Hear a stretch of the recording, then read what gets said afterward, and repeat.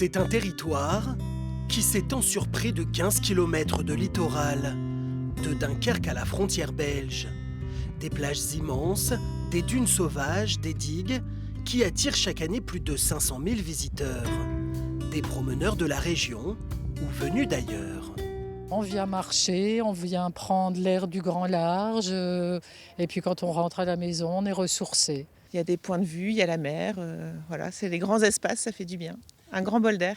En Belgique, on n'a presque plus des côtes sauvages un peu. Et ici, c'est bien, c'est juste à côté de la frontière, c'est magnifique.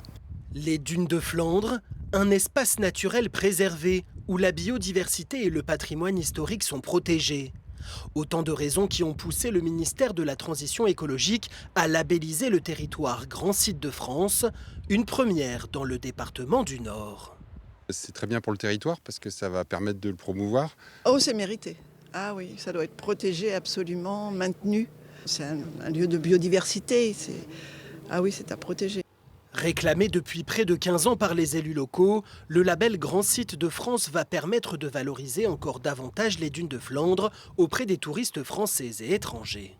Vous aurez dorénavant des affichages, vous aurez des communications qui seront labellisées Grand Site de France. Nous pourrons utiliser ce label officiel et national comme les autres 22 grands sites.